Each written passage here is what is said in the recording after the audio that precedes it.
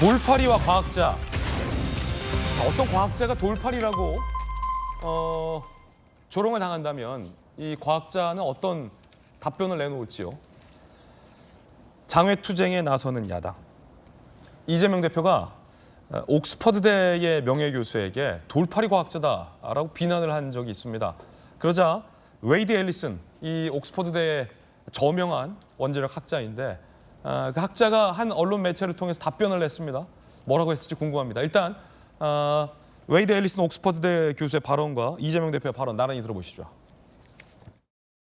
And the implication is that after 2 weeks, with the same kind of risk, I could drink another liter of water in the same way, or even 10 times as much water, because 집권 여당이 매일 1리터씩 10리터씩 마셔도 아무 상관없다고 말하는 돌팔이 과학자들 불러다가 발표하는 것, 그게 바로 국민을 우롱하고 괴담을 퍼뜨리는 것 아니겠습니까, 여러분? 돌팔이 과학자다라고 이재명 대표가 비난했던 웨이드 앨리슨 옥스퍼드대 명예교수는 40년간 방사능과 원자력을 연구해 온 이 분야에 꽤 이름이 알려진 교수입니다. 한 매체가 이 웨이드 앨리슨 교수에게 입장을 물었습니다. 이재명 대표가 돌팔이라는데 어떤 입장이냐라고 하니까, 자, 김수경 교수님, 앨리슨 교수가 이렇게 얘기했군요. Learn a little science. 과학을 조금만이라도 배워라. 무슨 답변입니까? 그러니까 선동이라는 이야기죠. 과학자, 저분 같은 경우에는 심지어 옥스퍼드에서 오신 분인데 저분이 뭐 국민의힘을 지지하겠습니까? 뭐 보수인지 진보인지 우리가 알게 뭐예요. 저분은 이제 과학과 수치로만 이야기하는 분이잖아요. 그렇다 보니까 과학이라는 건 그런 정치가 개입할 수 있는 어떤 해석의 영역이 아니라 기준이라는 게 있고, 아까도 말씀드렸지만 기준이라는 게 있고, 그 기준보다 안쪽이면, 내려가 있으면 안전한 거예요. 그냥 그 단순한 사실을 이야기했을 뿐이거든요. 그런데 지금 민주당에서는 장외투쟁까지 나가면서 이제 이재명 대표가 아주 목소리를 높이고 있는데, 저는 한 가지 궁금한 게, 그럼 이것이 굉장히 인체에 유해하다라는 과학적 근거를 민주당은 가지고 있나요? 지금 한 가지 정도가 뭐냐면은 후쿠시마 해역의 내항에서 기준치가 초과된 우럭이 나타났다라는 건데, 그것 역시도 이 내항과 항구, 그리고 그 연안에서 20km 떨어진 지점, 이 세 곳에 계속 이제 검출을 하는 거거든요. 그 방파제 안쪽에 내항 빼고는 모든 곳에서 다 안전 수치가 나왔던 거예요. 당연히 방파제 안에 물이 가둬져 있으니까 다소의 검출이 높게 나왔을 수는 있는 거죠. 아마 그걸 가지고 계속 이야기를 하는 건지는 모르겠는데, 민주당에서는 이게 정말 너무나 위험하다라는 과학적 근거가 있는지 궁금하고요. 두 번째로 이 뭐 정범진 경희대 교수가 나와서 이야기를 했다라고 하는데, 그분이 이제 원자력공학과 교수인데, 우리가 이 물을 방류하라는 게 아니고 기준치보다 낮고 안전한 물을 다른 나라가 방류하겠다는 데에 대해서 우리가 반대할 수 없다라는 거거든요. 우리가 방류하세요라고 하는 게 아니라는 거죠. 과학적 기준치보다 한참 떨어져 있는 물을 방류하겠다라는데 우리가 무슨 수로 그거를 해라 마라 할 수 있냐, 이러한 이야기이기 때문에 선동을 하려거든 과학적 근거를 가지고 나와서 국민들을 설득하시면 좋은데, 그런 마땅한 근거가 없다면 그건 선동이라고 봅니다.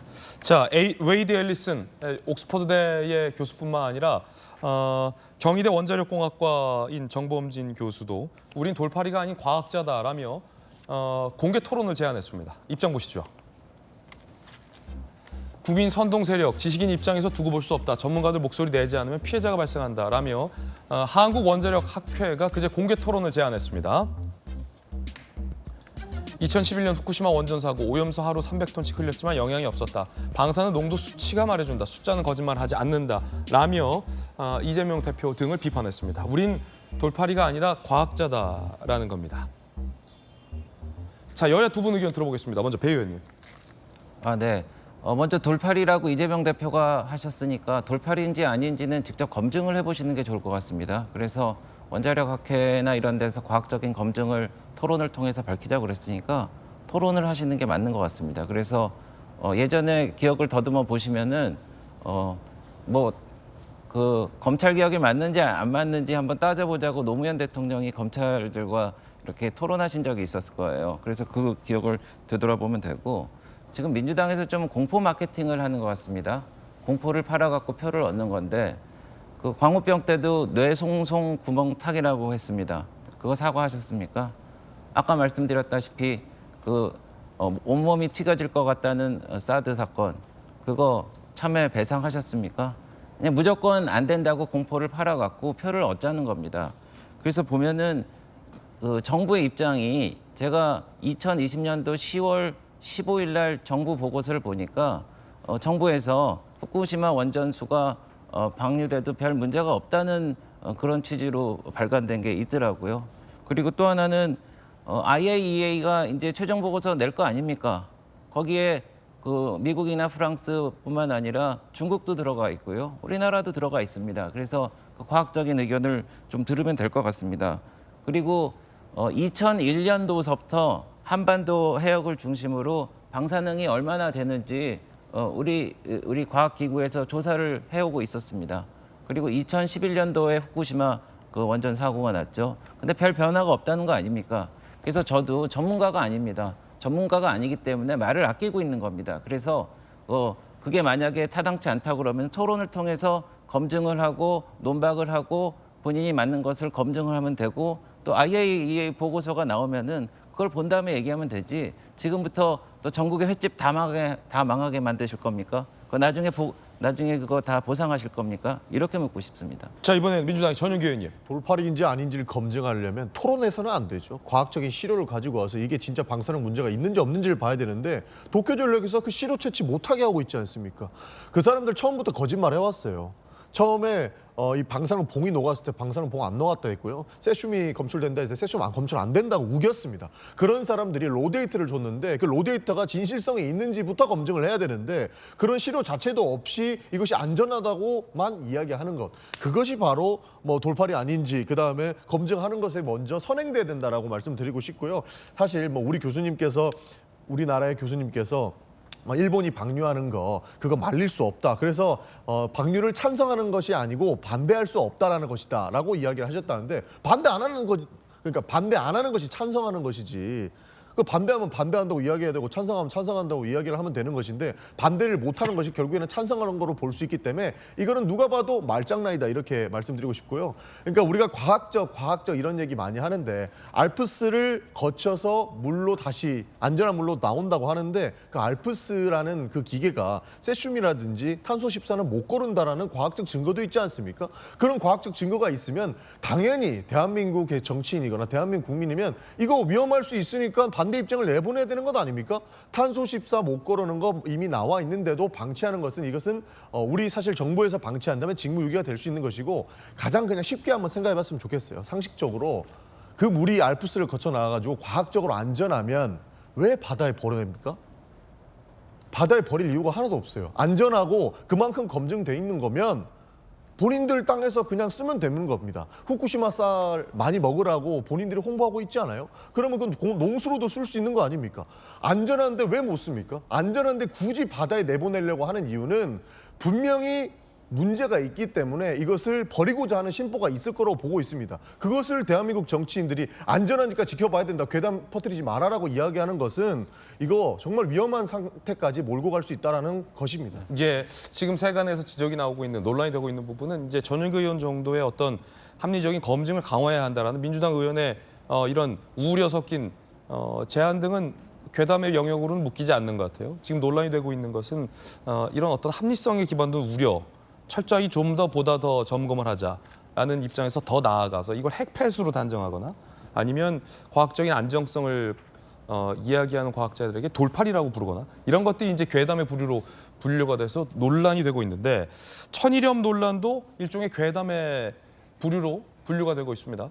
윤 대통령이 이 부분과 관련해서 이렇게 얘기했습니다. 오염수 괴담 이면을 살펴야 된다. 소금 사재기를 부추기고 선동하는 세력이 있다. 국민 불안 심리를 부추겨서 정부를 원망하게 만들고 돈 벌려는 사람들일 수 있다라는 얘기를 하고 있습니다. 마침 시중에선 천일염 품귀 현상도 나오고 있습니다. 천일염 소매 가격이 83.4% 올랐는데 이게 일각에서 주장하는 것처럼 후쿠시마 방류로 인한 우려 때문이 아니라 올 봄에 잦은 비로 생산 자체가 부진했다. 거기에다가 이런 괴담으로 부추겨져서 이른바 사재기 현상 비슷한 게 지금 나오고 있다라는 지적이 나오고 있습니다. 서울시에서는 사재기 억제 위한 대국민 홍보, 오염수 불안 조장 관련된 모니터링을 강화하기로 했습니다. 7월 이후 해천일염 출하되면 적정 가격으로 구매할 수 있을 것이다라는 겁니다. 가격이 진짜 많이 올랐더라고요, 김소영 교수님. 그래도 저희 집은 소금 사야 되는 거 아니냐라고 누가 그래서 소금 사지 말라고 했습니다. 7월이면 다시 싸진다라고 얘기했습니다. 저도 뭐 일시적인 현상이지 이게 뭐 정말로 바닷물이 오염돼가지고 천일염이 제대로 만들어지지 않고 그런 걱정으로 천일염을 사들여야 된다라는 생각은 안 하거든요. 그리고 뭐 아까 이제 IAEA 이제 보고서가 나올 텐데 그것도 못 먹고 로데이터 자체에 문제가 있을 수 있다라는 식으로 얘기하면 끝도 없는 거거든요. 그렇기 때문에 이제 과학이 이야기해 주는 것들을 우리가 좀 귀담아 듣고 불안한 부분에 대해서는 비합리적인 불안이었다면 좀 누르는 것도 필요하다는 생각이 듭니다. 자, 6년 만에 사드 괴담이 실체와 먼 것이 많은 교훈을 주는 오늘 아침인 것 같습니다. 저희들은 60초 광고 보고 돌아오겠습니다. 잠시 후에 뵙죠.